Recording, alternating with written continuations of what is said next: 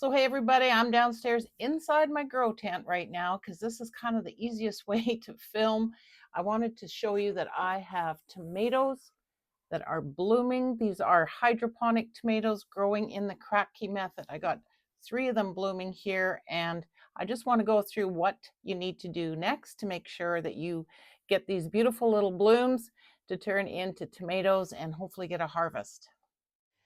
So crawling around inside a grow tent is not that easy. I've got my wonderful garden kneeler here. I highly recommend this if you do any indoor growing and outdoor growing. Get yourself one of these. It's really great to have when you are working inside a grow tent like I am here. So I'm just going to take you down inside and show you the 3 tomato plants that I got blooming. So first of all, we're going to mix up a nutrient solution that is going to be more suitable to the fruiting and flowering stage of these hydroponic plants. Then, as you can see, I have got to get them secured.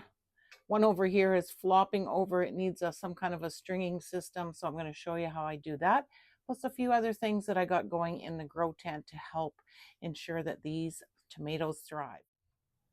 So now that our tomatoes are getting to that fruiting, blooming stage, I want to switch up the nutrient blend that I've been feeding it.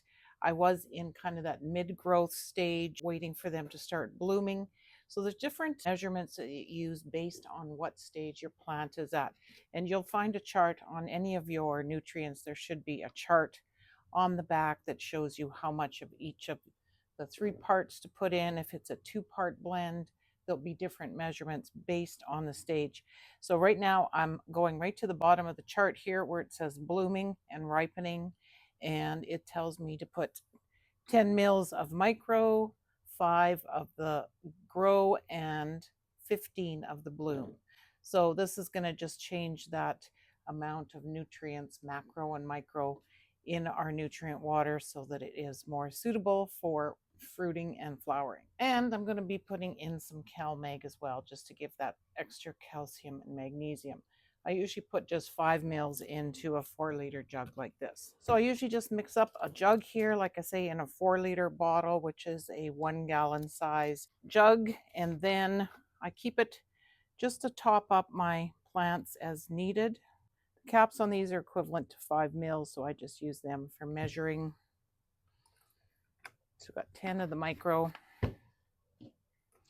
So if you are new to indoor growing, hydroponics, you want to find out more about how you can do this, I have a couple freebies that you can check out. I have a hydroponic starters checklist. I also have a 12-month year-round gardening planner. So both of those are free to download. If you just want to comment freebie in the comments, I will send you the link to get those 2 documents. And also, if you want to be part of an amazing gardening community, I'll leave the link down below to our community located on the Skool app, Gardeners Growing Together. We are learning and sharing and growing together 12 months of the year. It's a great community, and we are getting all ramped up for the next 2026 gardening season outdoors. So it's a great time to join and get in on all the fun and learning that we are doing, getting ready for next year's outdoor season. So again, the link is in the description box below. You want those freebies, just comment freebies. I will send you the link for that.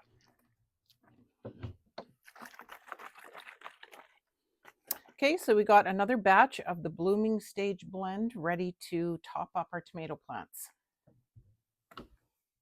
So I think the most easiest way to secure these plants inside the grow tent is to use the string method. This is something similar to what you might do in an outdoor garden. So up here at the top of my grow tent, we have these bars, which is very handy. So I've just got a string secured there at the top. I'm going to run it all the way down to the tomato plant. I'm going to have to get inside the tent here again because I want to make sure I got them in the right place. And then I'm just using one of these clips here, like that you use to wrap around the stem. Make sure it's kind of tight and where I want it to be. And then my tomatoes should be nice and strong and stable and be able to hold the weight of the tomatoes.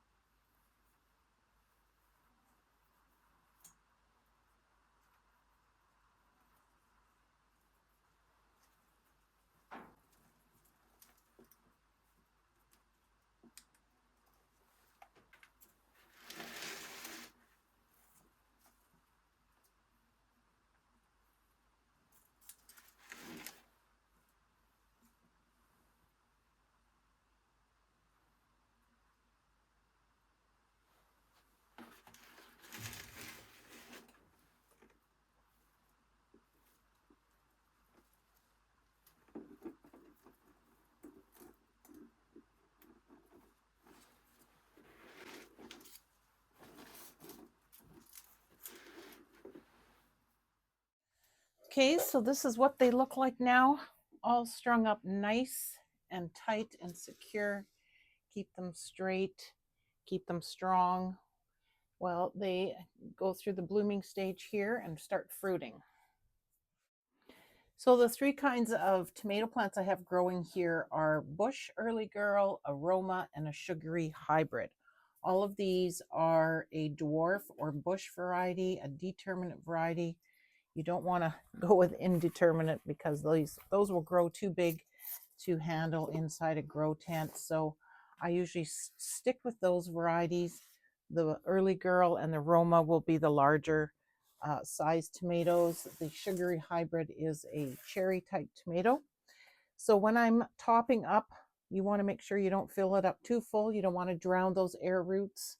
I'll show you what the tomato looks like right now. So you can see it's got lots of nice roots.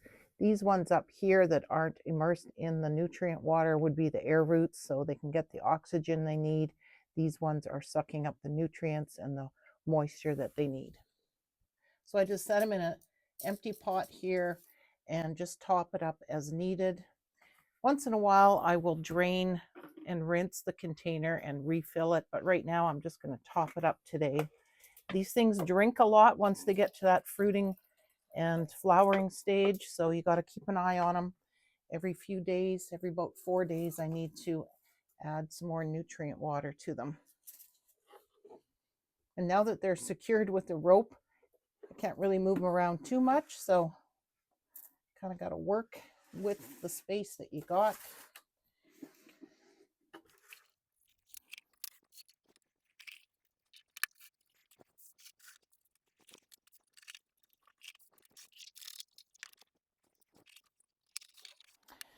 I also like to check the pH and the EC levels on my tomatoes just to make sure that they are in the right range.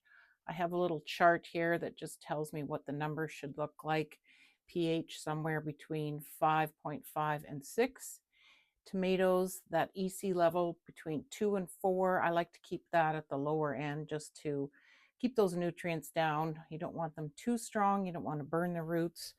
So I'm just going to do a pH test on the water here first.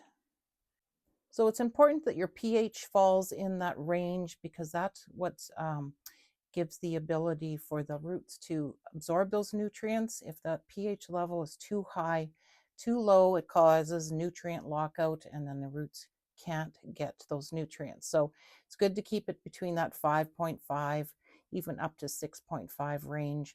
And it's looking like mine's coming out at about 5.7. So that is a good pH range. And now we're just going to check the EC. And that usually is an instant reading. It's hard to show you the screen, so I'm not going to try, but it's coming out at 2.0. So it's right at that bottom end of the EC level required for tomatoes. So I'm okay with that.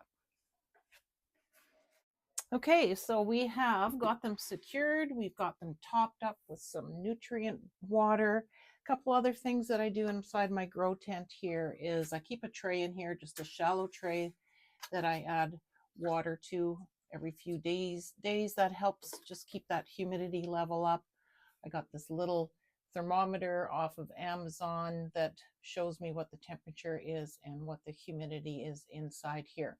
So normally when the tent is all closed up and cozy, it's about 25 degrees in here. The humidity usually is around 45 to 50%, which seems to be good. Also, I have a fan that runs here. I have a timer set up so that the lights and the fan come on for 16 hours, shut off at night for 8 hours. So everything's set up for the tomatoes now. We got the lights lowered, we got the fan running, we got some moisture going in there. So everything's good to go. We're just going to close it up, check on it daily. I will keep you posted on how the tomatoes are doing, if they're coming along good. Remember to comment freebie in the comments if you want those free downloads from me. Check out the link to our gardening community, Gardeners Growing Together, and we will see you on the next video.